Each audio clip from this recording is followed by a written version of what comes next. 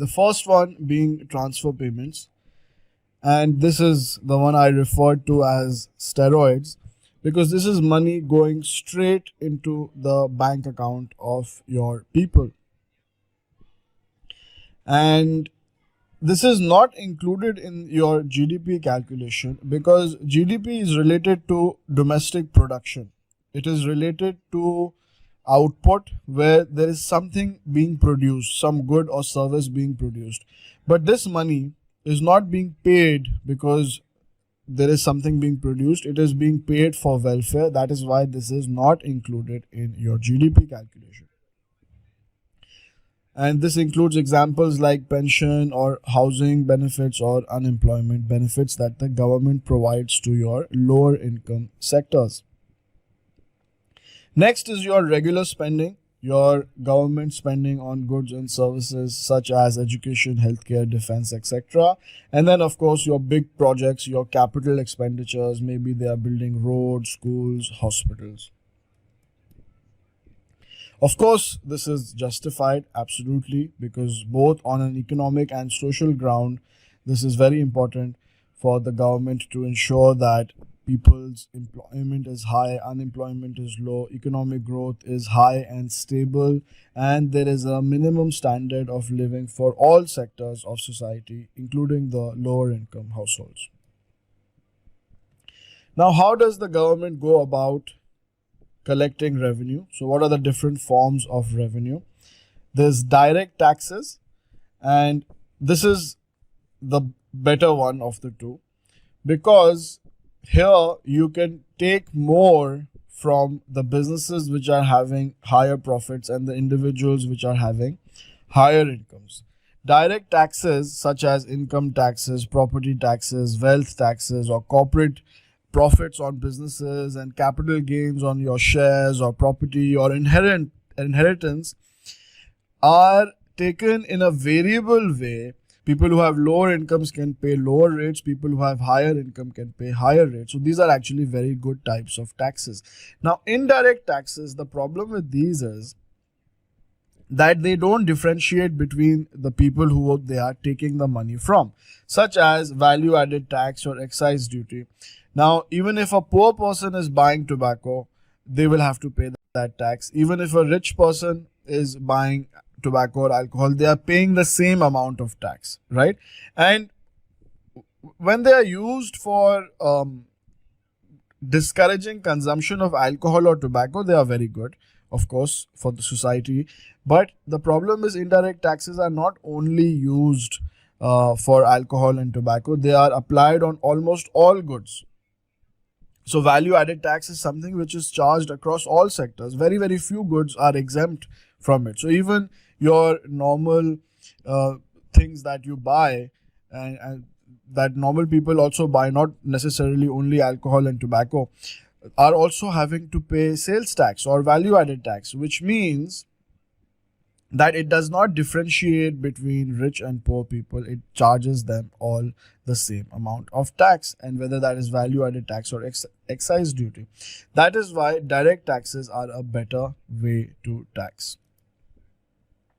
And this brings us to the desirable attributes of the tax policy, that it should be fair, right? It should be fair that people in similar situations are paying same tax, right? Rich people should be taxed more, and a person earning 1 million a year should not be in the same tax bracket as one who is earning 50,000. There needs to be a certain level of fairness in your tax policy. Of course, it should be simple. Otherwise, people are going to have to spend too much time in their tax returns. Companies are going to have to spend too much time in their tax returns. It should be efficient. It should interfere as little as possible in the choices individuals and corporations make. And of course, it should be sufficient compared to what is your revenue versus expenditure as a government. So let's look at the advantages and disadvantages of fiscal policy. Of course, there are a lot of advantages. When we talk about indirect taxes, they are very, very easy to increase and reduce, and they have a very quick impact. But as discussed just a moment ago that indirect taxes do not differentiate between the rich and the poor. So that is a problem. But nevertheless, indirect taxes are much faster than direct taxes. Direct taxes are much slower, right? They are much more difficult to change.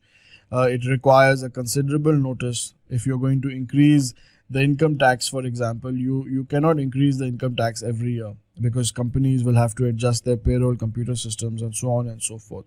So it's much easy to adjust the indirect tax, but then again, I told you that it does not differentiate between rich and poor.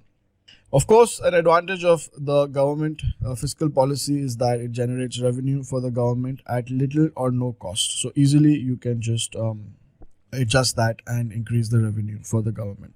And of course, there is an advantage with your indirect taxes, that you can discourage the use of alcohol and tobacco very, very easily by instantly raising those taxes. Now, coming to the disadvantage side, we've already discussed that direct taxes are difficult to change, and the same is true for your welfare and social transfers, that it requires a lot of careful thinking before you can change those support structures, right? And even when you talk about your capital spending, it's not so simple to do. It takes a long time to make these plans and implement them, usually a number of years. Right. Now coming to the fiscal multiplier, this is a very interesting concept, by the way. And before we get into this concept, you need to understand something called marginal propensity to consume and marginal propensity to save. Now, let's say a human being in an economy is getting $100, right? How much will they be inclined towards consumption? And how much will they be inclined towards saving? Are they going to save this money? Are they going to consume this money? So whatever is their inclination towards consumption, we call it the marginal propensity to consume. And whatever is their inclination towards saving, we call it the marginal propensity to save.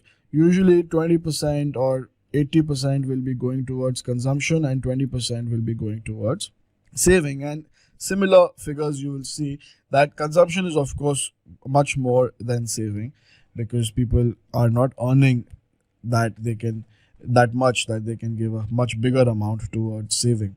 Majority of their income is going towards consumption on a general level. So what is the important point over here that we need to pick up is that the fiscal policy is going to naturally be done through your spending and taxes. And when your spending will be going up, it is going to impact the output. Now, when we say output, what we mean is that the GDP chart, which I was showing you, which was growing like this, the underlying trend, this straight line that you see inside is your GDP potential GDP of the economy, that how it's growing, and its production ability of goods and services, which is the output of the economy, is what is growing. But sometimes it overheats and sometimes it goes into the recession. So whenever it is crossing this middle line, we say that it is at full employment. But the important thing to understand over here is that when you're going to increase the spending, it is going to have an impact on the output. People will try and produce more goods and services in the economy.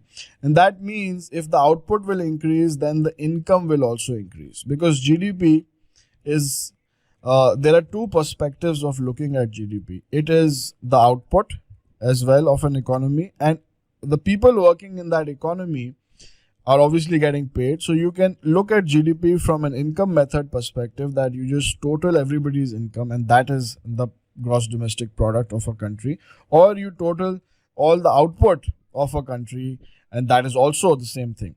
So they actually are the same thing, and which means if output is going up, that means income is also going up. And if income is going up, then both consumption and saving will be going up.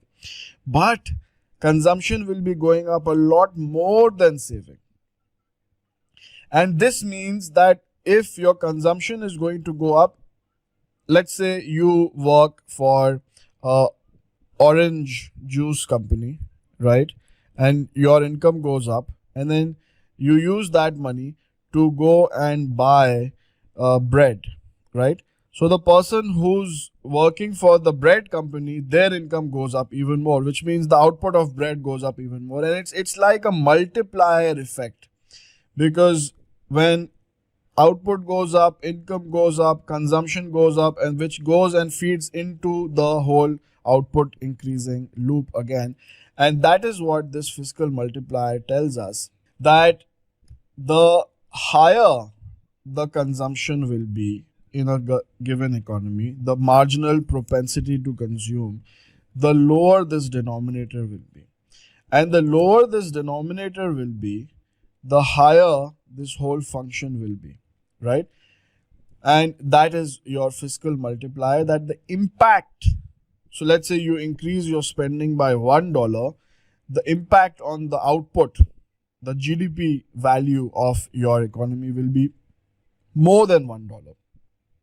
It will be multiplied. Why it will be multiplied? Because it depends on how much your people are having a propensity to consume. So the higher that propensity to consume is going to be, the lower this denominator is going to be, and the higher this whole multiplier is going to be. And you can see that with an example over here. So let's say that, for example, if the tax rate is 20, MPC is 90%. So you just do 1 minus 20% for the tax rate multiplied by 1 minus the 90% MPC, and you get your 3.57, which means that a $1 billion increase in government spending will actually have an impact of 3.57 billion on your output, right? On your income, which is obviously going to be equal to output, because they are both the same thing, because somebody's income is somebody else's output. Now, there is another way of going about this, which is called the balanced budget multiplier. And what that means is that if you're going to increase your revenues, you're going to increase your spending equally, right? So there is no change in the budget deficit or surplus, because it's not like you're increasing the tax and reducing the spending. You're changing them both equally together. So the net effect is zero on the budget surplus and budget deficit, but the net effect is not zero on your output. Your output actually rises. Now you must be thinking why that is. The reason for that is the tax that you are increasing versus the spending that you are increasing. Now, the spending that you are going to increase, this is going to go and impact the consumption. People will obviously, their income will go up, right? Because of the higher spending, people's income will go up. And when people's income goes up, their consumption goes up. And when their consumption goes up, then further spending or demand in the economy goes up, and further output goes up, right? So the spending has that multiplier effect. There is this multiplier effect on the saving, but that is not there on the tax. The tax is just going. So if you're let's say pulling out $100 tax and you're putting in $100 spending, the impact of that $100 is going to be 357 if the multiplier is 3.57. So the impact of the spending is actually more than the negative impact of the increase in tax. So your output goes up. And let me show you with an example. So let's say your fiscal multiplier is 10. We saw in the previous example it was 3.57. Now let's say it's 10. Now if you increase your taxes by 200, obviously people's income will go down by 200. But look at what is happening to the saving and consumption impact. The actual impact of this reduction in 200 is only going to be 180, because 90% of that is your MPC, and the remaining impact will be taken by the savings of the people. So 10% of 200 is actually going to be 20, which is the savings of the people which will get hit because of the higher tax, right? People's savings will be going down. Therefore, there is going to be a difference on the impact on demand. The increase in demand will be there of 200 because of the higher spending, but the decrease in demand will be only 180 because of the higher taxes, because the rest of the impact is going to their saving. So actually there is a net positive impact on the demand, and that gets multiplied further with the fiscal multiplier, and you have this huge positive impact on output, even though your spending and tax is the same. It is increased, both are increased, but they are increased both by the same amount of 200. Right. So, well, all of this is easier said than done, right? Theoretically, it might sound very interesting, but there are a lot of issues in the implementation of fiscal policy.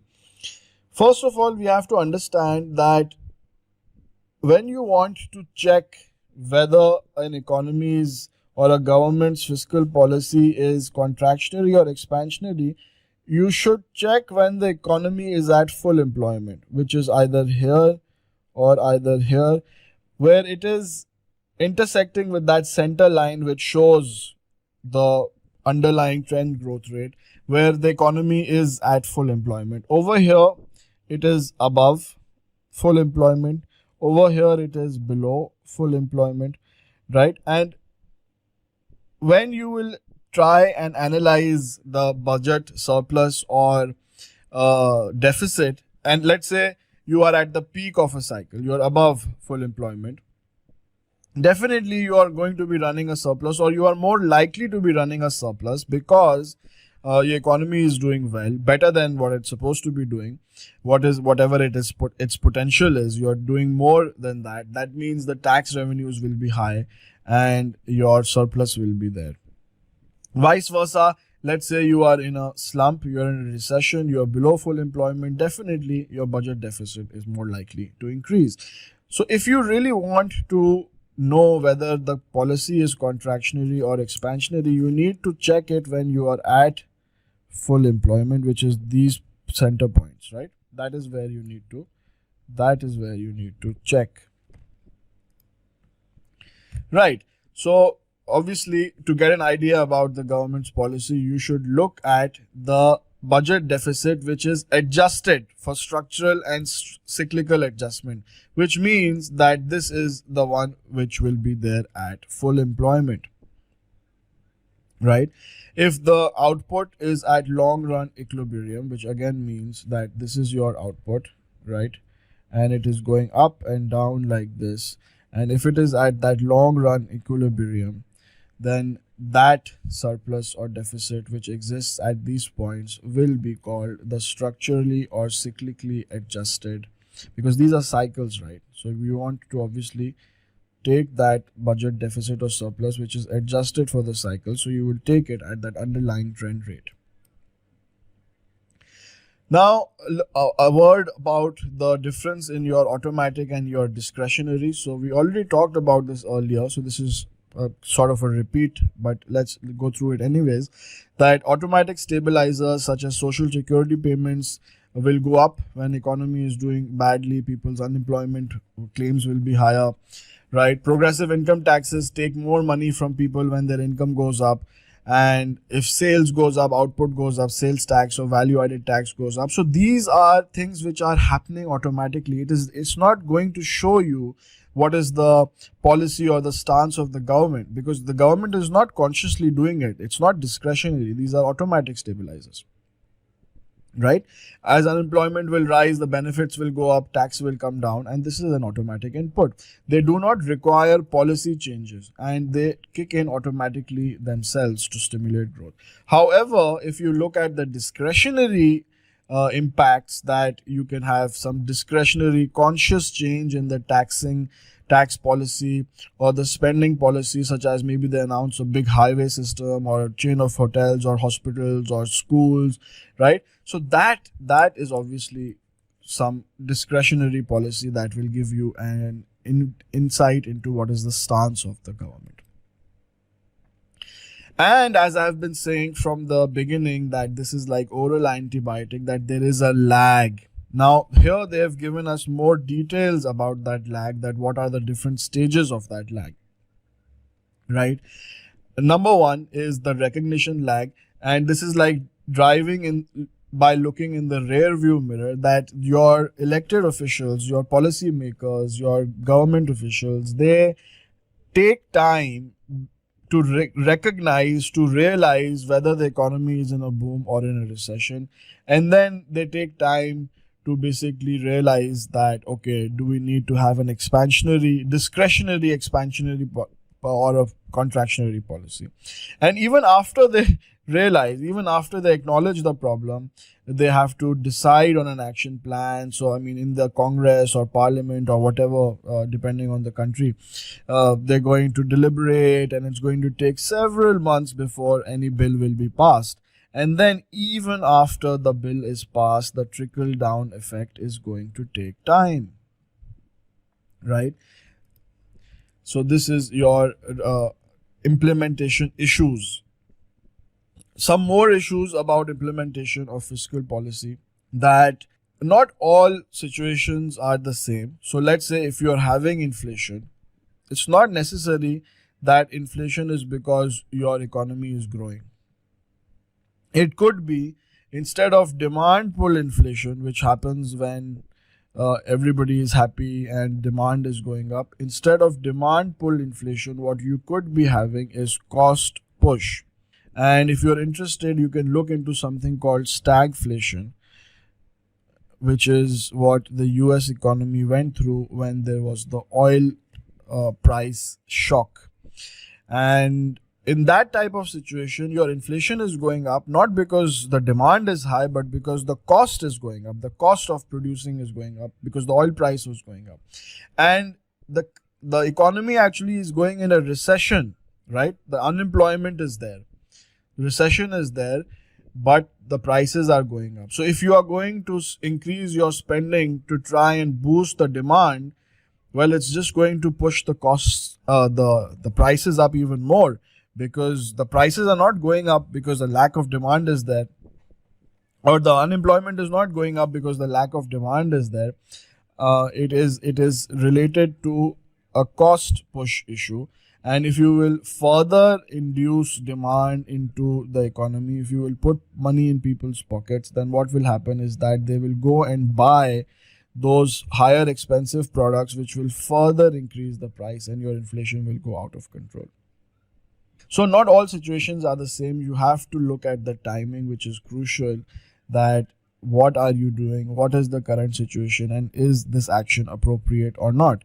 Especially if the problem is very big, if the deficit is very large, then you might need to check how much space, how much fiscal space you have to actually deal with that. Because can you really borrow that much more money as a government to provide that much stimulus? Because if your debt will go up, your national debt will go up, then can you afford to pay the interest on that? Right? And of course, it is going to have a crowding out effect, that if you have limited money supply available and you are going to pull that into the government budget, then the private sector will not be able to get the funding it needs, and therefore the investment will go down, and therefore the growth will go down. And then the last implementation issue is that if you're going to be doing this based on certain macroeconomic models, those are not always accurate, and they cannot be effectively used for policy decision making. So that is it for this learning module. Let's just go through the summary together. That we talked about monetary policy, which refers to central bank activities that influence the quantity of money and the amount of credit, whereas fiscal policy refers to tax and spending. Fiscal policy is having a primary objective of the influencing aggregate demand and aggregate national output, right? And of course, there are some politically motivated secondary objectives, that you might want to move money from the richer people to the poorer people, or allocation of resources between sectors that you want to discourage, like maybe casinos, and sectors that you want to encourage, like maybe high-tech companies. So these are the objectives, primary and secondary, of your fiscal policy. The fiscal multiplier is a very interesting concept. Depending on the tax and the propensity to consume, you can have a multiplied impact on your economic growth and output just by increasing the spendings. But on the other hand, obviously, if you're going to have a contractionary monetary policy, if you will go for a higher tax, then that will de-incentivize people to work. It could negatively affect your long-term growth, and especially if you're financing these deficits with debt, then eventually your debt levels will be very high and you will have to keep paying interest on that, which will further increase your spending, which will then require further budget deficit.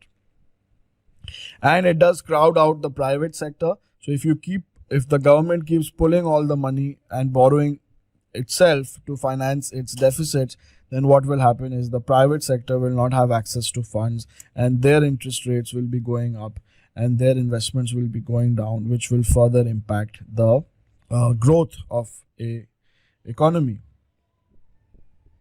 right? And it will impact the productive sectors. However, if those deficits are used for proper capital spending, then that can increase the productive capacity if you really genuinely use that budget deficit to finance the development of a country's infrastructure. Of course, there is that theory of the Ricardian equivalence, which says that none of this is really going to matter, because even though today you might be increasing government spending as a government and not increasing taxes right now, but people will anticipate that in future you will increase the tax. So instead of increasing their consumption and instead of increasing their investment, they're just going to increase their savings, and therefore the impact is not going to happen of the expansionary fiscal policy. Then we talked about some advantages and disadvantages. So government spending can be done through the different tools are transfer payments, government spending, and capital expenditure. And then in terms of revenue, there are direct and indirect taxes. Indirect taxes are easy to do, right? Especially when it comes to sectors like alcohol and tobacco. But the problem with this is that they don't differentiate between the rich and poor. But nevertheless, easy to do, impact is instant, and government can do it with little to no cost to itself. Direct taxes, which are better. So you can take more from the richer income individuals and the higher profitable companies. But it's very, very complicated to do. You cannot increase income tax every year because payroll computer systems need to be adjusted, and it is complicated. And the same goes for the welfare and other social transfers, that you cannot change these social structures at short notice because they are very sensitive and a lot of people depend on them, right? And also in terms of the capital spending, it takes long, maybe number of years to actually formulate and implement these plans, right? So that comes to the whole lag that we have been talking about, that fiscal policy has a lag. It's like driving, looking in the rear view mirror, so there is a recognition lag, and then even once you realize that something needs to be done, it has to go through passing of the bills, which takes a lot of time, and then even after the bill has been passed, the impact takes time to come. There is a trickle down effect which takes time, right? Which is why in the next learning module we will talk about monetary policy and how it can help solve the issues of peaks and troughs a lot more quickly. Right. So nevertheless, of course, fiscal policy has its advantages and disadvantages. It can be expansionary, where you can lower taxes and increase your government spending, and vice versa. And when we talk about lowering taxes, that is of course there for personal income tax reduction, which will increase the disposable income and people will spend more. You can even reduce prices of goods by reducing value added tax and sales tax, etc. And you can reduce the corporate tax for businesses, which will free up their money for more investments, which will be good for the growth of the economy. And the government can directly do some spending on large projects and social goods. Contractionary, of course, is the opposite of expansionary, and here you will be increasing the taxes and lowering the government spending.